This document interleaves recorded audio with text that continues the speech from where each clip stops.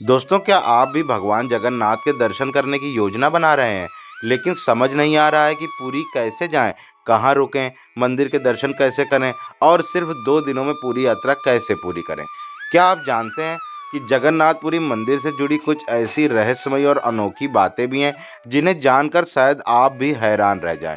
साथ ही यहाँ मिलने वाला महाप्रसाद आखिर इतना प्रसिद्ध क्यों है और इसे कहाँ से ग्रहण किया जाता है? अगर आपके मन में भी ऐसे सवाल हैं, तो आज की वीडियो आपके बहुत काम आने वाली है। नमस्कार दोस्तों, मैं हूं आपका दोस्त सौरभ और आप देख रहे हैं आपका अपना यूट्यूब चैनल सानिध्य ब्लॉग। दोस्तों, कुछ समय पहले मैंने रामेश्वरम, मदुरई, कन्याकुमारी और पद्मनाभ स्वामी मंदिर की कंप्लीट ट्रेवल गाइड बनाई थी, जिसे आप सभी ने भरपूर प्यार दिया। उसी वीडियो के नीचे आप में से एक भाई ने कमेंट करके जगन्नाथपुरी की भी पूरी ट्रेवल गाइड बनाने की रिक्वेस्ट की थी। आपकी उसी रिक्वेस्ट को पूरा करते हुए आज की यह वीडियो लेकर आया हूँ। इस वीडियो में मैं आपको स्टेप बाय स्टेप बताने वाला हूँ कि पुरी कैसे पहुँचना है, कहाँ रुकना है, मंदिर के दर्शन कैसे करने हैं, महाप्रसाद कहाँ और कैसे ग्रहण करना है, सिर्फ 2 दिनों में कौन कौन सी जगहें घूमनी है, कितना बजट लगेगा और यात्रा के दौरान किन बातों का विशेष ध्यान रखना चाहिए। इसके साथ ही वीडियो में मैं आगे आपको जगन्नाथपुरी मंदिर से जुड़े कुछ ऐसे रोचक और अनोखे तथ्य भी बताऊंगा, जिनके बारे में शायद आपने पहले कभी नहीं सुना होगा। इसीलिए वीडियो को आखिर तक जरूर देखिएगा। अगर आपको हमारी ऐसी ट्रैवल गाइड वीडियो पसंद आती है तो वीडियो को एक लाइक जरूर कर दीजिए।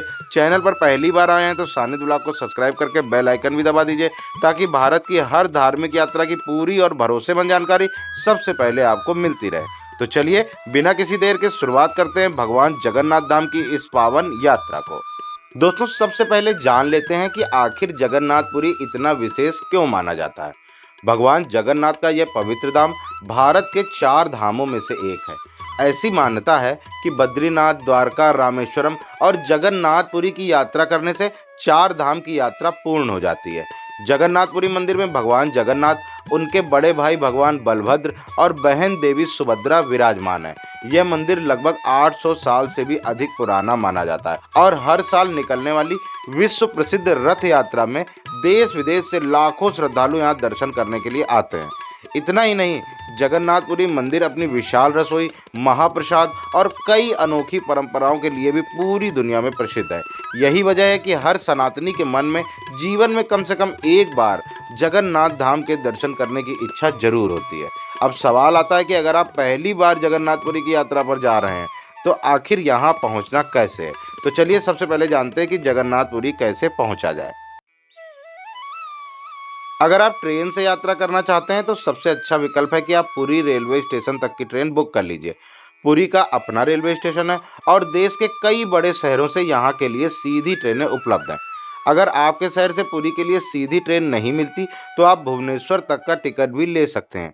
भुवनेश्वर से पुरी की दूरी लगभग 60 किलोमीटर है और सड़क मार्ग से वहां पहुंचने में लगभग 1 से 1.5 घंटे का टाइम लगता है। अगर आप फ्लाइट से आना चाहते हैं तो जगन्नाथपुरी का सबसे नज़दीकी एयरपोर्ट भुवनेश्वर का बीजू पटनायक अंतर्राष्ट्रीय हवाई अड्डा है। एयरपोर्ट से पुरी जाने के लिए आपको टैक्सी, कैब और बस तीनों विकल्प आसानी से मिल जाते हैं। अगर आप बजट में यात्रा करना चाहते हैं तो सरकारी और प्राइवेट दोनों तरीके की बसें नियमित रूप से चलती हैं और उनका किराया लगभग 100 रुपये से शुरू हो जाता है। वहीं अगर परिवार के साथ यात्रा कर रहे हैं या सीधे होटल पहुंचना चाहते हैं तो टैक्सी या कैब का विकल्प भी मिल जाता है। तो इस तरीके से आप आसानी से जगन्नाथपुरी पहुंच सकते हैं। अब बात करते हैं कि पुरी पहुंचने के बाद आपको कहाँ रुकना चाहिए और किस एरिया में होटल लेना सबसे सही रहेगा। मेरी सलाह रहेगी दोस्तों कि आप श्री जगन्नाथ मंदिर के आसपास ही अपना होटल बुक कीजिए। इससे सबसे बड़ा फायदा यह होगा कि आप सुबह जल्दी आराम से मंदिर पहुंचकर दर्शन कर लेंगे। शाम की आरती के बाद पैदल अपने होटल लौट सकते हैं और आसपास की ज़्यादातर जगहें भी आसानी से घूम सकते हैं। वैसे तो मंदिर के आसपास हर बजट के होटल, लॉज और धर्मशालाएं उपलब्ध हैं। अगर आपका बजट 1000 से 1200 रुपये के बीच में है तो इस रेंज में अच्छे साफ सुथरे एसी डबल बेडरूम मिलना शुरू हो जाते हैं। वहीं अगर आपका बजट थोड़ा ज़्यादा है, 1500 से 2000, तो आपको और भी अच्छे होटल मिल जाएंगे। अगर आप चाहते हैं कि मैं जगन्नाथपुरी के सबसे अच्छे होटल, उनकी कीमत, मंदिर से दूरी, सुविधाएं और कॉन्टैक्ट नंबर के साथ एक अलग डिटेल वीडियो बनाऊं, तो नीचे कमेंट में ज़रूर बताइएगा। अगर आप लोगों का अच्छा रिस्पॉन्स मिला तो मैं बहुत जल्द जगन्नाथपुरी के बेस्ट होटल की पूरी गाइड भी लेकर आऊँगा। दोस्तों अब बात करते हैं भोजन की। जगन्नाथपुरी में खाने पीने के लिए आपको बहुत सारे रेस्टोरेंट और होटल मिल जाएंगे, लेकिन अगर आप शुद्ध शाकाहारी भोजन करना चाहते हैं तो मेरी सलाह रहेगी कि मंदिर के आसपास के रेस्टोरेंट में ही भोजन कीजिए। मंदिर के पास आपको कई प्योर वेज रेस्टोरेंट मिल जाएंगे जहां अच्छा और शुद्ध शाकाहारी भोजन आसानी से आपको मिल जाएगा। एक बात का विशेष ध्यान रखिए कि पुरी में नॉन वेज रेस्टोरेंट भी काफ़ी संख्या में है, इसीलिए जहां भी भोजन करने जाइए पहले ये जरूर देख लीजिए कि बाहर प्योर वेज रेस्टोरेंट लिखा हुआ है या नहीं। इससे किसी भी तरीके की गलतफहमी नहीं होगी। अगर आपको स्थानीय भाषा समझने में परेशानी होती है तो बिना पूछे किसी भी रेस्टोरेंट में बैठने के बजाय पहले एक बार बोर्ड या मेन्यू जरूर देख लीजिए कि वह प्योर वेज है या नहीं। थोड़ी सी सावधानी आपकी यात्रा को और भी सहज और सुखद बना देगी। और हाँ, अगर आप जगन्नाथ मंदिर दर्शन के बाद भगवान का प्रसिद्ध महाप्रसाद ग्रहण करना चाहते हैं तो उसकी जानकारी मैं आपको आगे विस्तार से बताने वाला हूँ। दोस्तों अब बात करते हैं भगवान जगन्नाथ मंदिर के दर्शन की। जगन्नाथ मंदिर में सुबह लगभग 5 बजे से लेकर देर रात तक श्रद्धालुओं के दर्शन होते हैं। दिन भर अलग अलग नीतियों और पूजा अर्चना का क्रम चलता रहता है, लेकिन सामान्य श्रद्धालुओं के लिए दर्शन की व्यवस्था पूरे दिन बनी रहती है। अगर भीड़ सामान्य है तो आपको दर्शन करने में लगभग 1 से 2 घंटे का समय लग जाएगा। वहीं वीकेंड छुट्टियों या रथ यात्रा जैसे बड़े पर्वों के दौरान यह समय और भी बढ़ जाता है। इसीलिए मेरी सलाह रहेगी कि सुबह जल्दी दर्शन करने के लिए पहुंचिए ताकि भीड़ भी कम मिले और दर्शन भी आराम से हो जाए। एक खास बात आपको बता दूं कि जगन्नाथ मंदिर भारत के उन प्रमुख मंदिरों में से एक है जहां सामान्य श्रद्धालुओं के लिए किसी प्रकार की वीआईपी व्यवस्था नहीं है। सभी श्रद्धालु एक ही लाइन से भगवान के दर्शन करते हैं, इसीलिए यहाँ हर भक्त को समान रूप से दर्शन करने का अवसर मिलता है। अब दर्शन के बाद एक चीज जो आपको बिल्कुल मिस नहीं करनी चाहिए वह है भगवान जगन्नाथ का प्रसिद्ध महाप्रसाद। आइए अब जानते हैं कि महाप्रसाद कहाँ मिलता है और इसे कैसे ग्रहण करना है। दोस्तों ये महाप्रसाद सबसे पहले भगवान जगन्नाथ, बलभद्र और माता सुभद्रा को भोग के रूप में अर्पित किया जाता है। इसके बाद यही प्रसाद श्रद्धालुओं में वितरित किया जाता है। इसीलिए यह केवल भोजन नहीं बल्कि भगवान का आशीर्वाद माना जाता है। महाप्रसाद आपको मंदिर परिसर के अंदर स्थित आनंद बाजार में आसानी से मिल जाएगा। यहाँ अलग अलग प्रकार का महाप्रसाद उपलब्ध रहता है और आप अपनी आवश्यकता के अनुसार इसे खरीद सकते हैं। अगर आप परिवार के साथ यात्रा कर रहे हैं तो महाप्रसाद जरूर ग्रहण कीजिए। यह स्वादिष्ट होने के साथ साथ भगवान का प्रसाद भी होता है और पूरी आने वाले लगभग हर श्रद्धालु की यही कोशिश रहती है कि दर्शन के बाद महाप्रसाद अवश्य ग्रहण करें। एक बात और बता दूं कि महाप्रसाद की कीमत उसकी मात्रा और प्रकार के अनुसार अलग अलग होती है, इसीलिए खरीदने से पहले वहां मौजूद सेवायत या विक्रेता से कीमत की जानकारी ले लीजिए। मेरी सलाह रहेगी कि दर्शन के बाद कुछ समय निकालकर आनंद बाजार में बैठकर ही महाप्रसाद ग्रहण कीजिए। वहाँ का आध्यात्मिक वातावरण आपकी यात्रा को और भी यादगार बना देगा। अब दर्शन और महाप्रसाद की जानकारी तो आपने जान ली, लेकिन जगन्नाथपुरी मंदिर से जुड़ी कुछ ऐसी अनोखी और रहस्यमयी बातें भी हैं जिनके बारे में बहुत कम लोग जानते हैं। आइए अब जानते हैं भगवान जगन्नाथ मंदिर से जुड़े कुछ बेहद रोचक तथ्य। दोस्तों अब मैं आपको भगवान जगन्नाथ मंदिर से जुड़े कुछ ऐसे रोचक और अनोखे तथ्य बताने जा रहा हूं जिन्हें जानकर शायद आप भी हैरान रह जाएं। सबसे पहली बात कि जगन्नाथ मंदिर के शिखर पर लगा ध्वज हर दिन बदला जाता है। मान्यता है कि अगर किसी दिन यह परंपरा रुक जाए तो मंदिर को कुछ समय के लिए बंद करना पड़ सकता है। इसीलिए यह परंपरा वर्षों से लगातार निभाई जा रही है। मंदिर के शिखर पर लगा सुदर्शन चक्र लगभग 20 फीट ऊंचा है और कई टन वजनी है। इसकी सबसे खास बात यह है कि आप इसे पूरी शहर के किसी भी कोने से देखें, ऐसा प्रतीत होता है कि यह आपकी ही दिशा में मुख किए हुए खड़ा हो। जगन्नाथ मंदिर की जो रसोई है दुनिया की सबसे बड़ी मंदिर रसोइयों में एक मानी जाती है। यहाँ हर दिन हजारों श्रद्धालुओं के लिए महाप्रसाद तैयार किया जाता है। भोजन आज भी मिट्टी के बर्तनों में लकड़ी की आग पर पकाया जाता है। यहाँ एक विशेष मान्यता है कि महाप्रसाद कभी कम नहीं पड़ता और ना ही व्यर्थ जाता है। जितने श्रद्धालु आते हैं उसी के अनुसार महाप्रसाद उपलब्ध हो जाता है। जगन्नाथ मंदिर की सबसे अनोखी बात यह है कि यहाँ भगवान जगन्नाथ, बलभद्र और माता सुभद्रा की प्रतिमाएं पत्थर की नहीं बल्कि पवित्र लकड़ी से बनी हुई हैं। निश्चित वर्षों के बाद नवकलेवर की परंपरा के अनुसार कई प्रतिमाएं स्थापित की जाती हैं। हर साल निकलने वाली जगन्नाथ रथ यात्रा दुनिया की सबसे प्रसिद्ध धार्मिक यात्राओं में से एक है, जिसमें लाखों श्रद्धालु भगवान के रथ को खींचने का सौभाग्य प्राप्त करते हैं। जगन्नाथपुरी भारत के 4 धामों में से भी एक है। ऐसी मान्यता है कि बद्रीनाथ, द्वारका, रामेश्वरम और जगन्नाथपुरी के दर्शन करने से 4 धाम की यात्रा पूर्ण मानी जाती है। दोस्तों, अब बात करते हैं जगन्नाथपुरी के आसपास घूमने की प्रमुख जगहों की। अगर आप इतनी दूर से पुरी आ रहे हैं तो सिर्फ भगवान जगन्नाथ के दर्शन करके वापस मत जाइए। आसपास भी कई ऐसी जगह हैं जिन्हें आप अपनी यात्रा में जरूर शामिल कर सकते हैं। सबसे पहले बात करते हैं विश्व प्रसिद्ध कोणार्क सूर्य मंदिर की। यह मंदिर जगन्नाथपुरी से लगभग 35 किलोमीटर की दूरी पर स्थित है और यहाँ पहुँचने में लगभग 1 घंटे का टाइम लगता है। यह मंदिर भगवान सूर्य देव को समर्पित है और अपनी अद्भुत वास्तुकला तथा पत्थरों पर की गई शानदार नक्काशी के लिए पूरी दुनिया में प्रसिद्ध है। इतना ही नहीं, इसे यूनेस्को विश्व धरोहर स्थल का दर्जा भी प्राप्त है। अगर आप पुरी आए हैं तो इस मंदिर को अपनी यात्रा में जरूर शामिल कीजिए। अगर आप कोणार्क सूर्य मंदिर घूमने जा रहे हैं तो वहां से लगभग 3 किलोमीटर की दूरी पर स्थित चंद्रभागा बीच भी जरूर जाइए। यह बीच अपनी प्राकृतिक सुंदरता, साफ सुथरे वातावरण और सूर्योदय के खूबसूरत नज़ारों के लिए प्रसिद्ध है। यहाँ कुछ समय बिताकर आपको एक अलग ही शांति का अनुभव होगा। अगर आपके पास थोड़ा अतिरिक्त समय है तो भुवनेश्वर में स्थित भगवान शिव के प्रसिद्ध लिंगराज मंदिर के दर्शन भी जरूर कीजिए।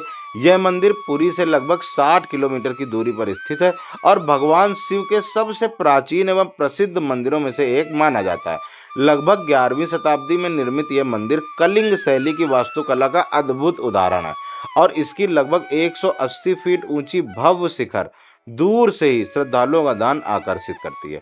अगर आप भुवनेश्वर एयरपोर्ट से पुरी आ रहे हैं या आपकी ट्रेन भुवनेश्वर तक है तो पुरी जाने से पहले या वापस लौटते समय यहाँ दर्शन आसानी से कर सकते हैं। अगर आपके पास आधा दिन अतिरिक्त है तो इस मंदिर को अपनी यात्रा में जरूर शामिल कीजिए। इसके बाद आप गोल्डन बीच जा सकते हैं जो जगन्नाथ मंदिर से लगभग 3 किलोमीटर की दूरी पर स्थित है। यह पुरी का सबसे प्रसिद्ध बीच है और अपनी साफ सफाई के लिए ब्लू फ्लैग बीच का सम्मान भी प्राप्त कर चुका है। शाम के समय यहाँ का वातावरण बेहद खूबसूरत होता है, इसीलिए अगर आप परिवार के साथ आए तो कुछ समय यहाँ जरूर बिताइए। अगर समय बचता है तो भगवान शिव के प्रसिद्ध लोकनाथ मंदिर के दर्शन भी जरूर कर लीजिए। यह मंदिर जगन्नाथ मंदिर से 3 किलोमीटर की दूरी पर स्थित है और स्थानीय श्रद्धालुओं के बीच इसकी विशेष मान्यता है।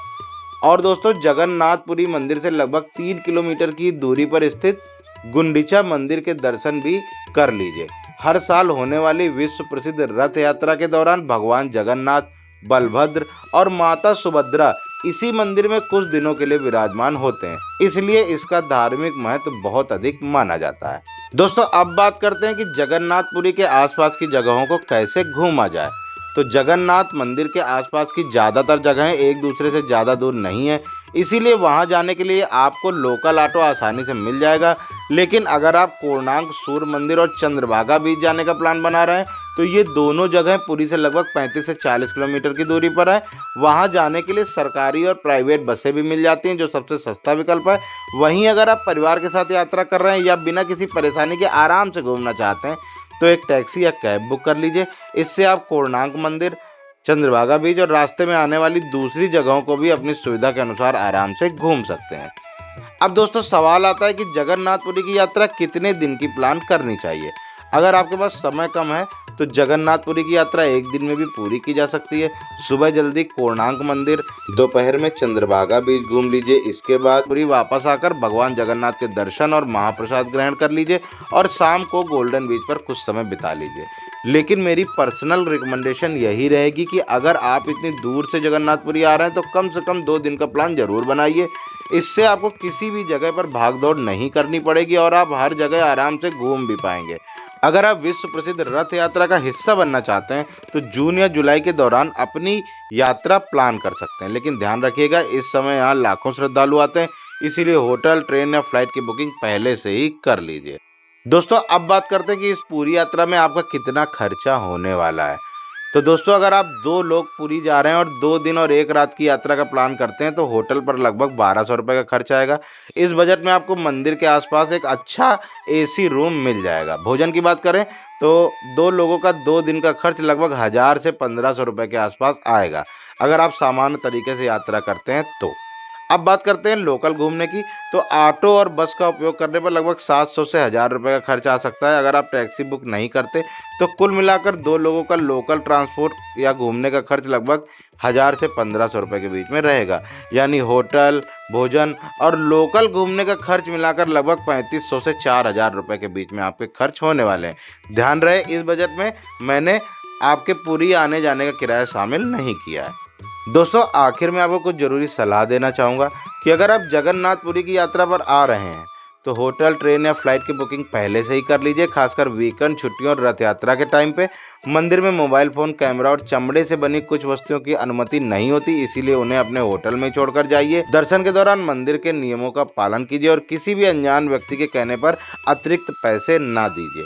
अगर किसी भी प्रकार की सेवा लें तो पहले उसकी जानकारी और शुल्क की पुष्टि जरूर कर लें। थोड़ी सी सावधानी आपकी यात्रा को और भी सुखद और यादगार बना देगी।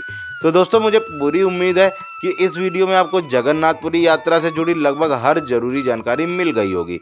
अगर फिर भी आपके मन में कोई सवाल रह गया हो तो बेझिझक नीचे कमेंट करके पूछ लीजिएगा। मैं पूरी कोशिश करता हूँ कि आपके हर सवाल का जवाब दे सकूँ।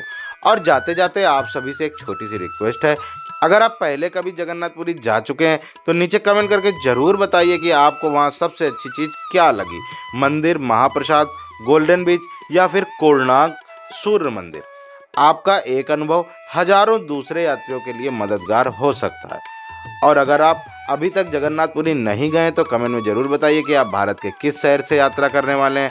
मैं आपके शहर के हिसाब से भी यात्रा से जुड़े सुझाव देने की पूरी कोशिश करूंगा। अगर आप चाहते हैं कि मैं जगन्नाथपुरी के सबसे अच्छे होटल, उनके रूम प्राइस, मंदिर से दूरी, कॉन्टैक्ट नंबर के साथ एक अलग डिटेल वीडियो बनाऊं तो कमेंट में सिर्फ होटल गाइड जरूर लिखिए। आप लोगों की अच्छी डिमांड रही तो यह वीडियो भी बहुत जल्द लेकर आऊँगा। अगर यह वीडियो आपके लिए उपयोगी रही हो तो वीडियो को लाइक कर दीजिए, अपने दोस्तों और परिवार वालों के साथ शेयर कर दीजिए। चैनल पर पहली बार आए हैं तो हमारे चैनल को सब्सक्राइब करके बेल आइकन को दबा दीजिए। यहाँ आपको भारत के प्रमुख धार्मिक स्थलों की पूरी travel guide, hotel guide, budget और यात्रा से जुड़ी भरोसेमंद जानकारी सबसे आसान भाषा में मिलती है। तो मैं हूँ आपका दोस्त सौरभ, मिलता हूँ अगले वीडियो में। तब तक के लिए अपना और अपने परिवार का ख्याल रखिए। हर हर महादेव।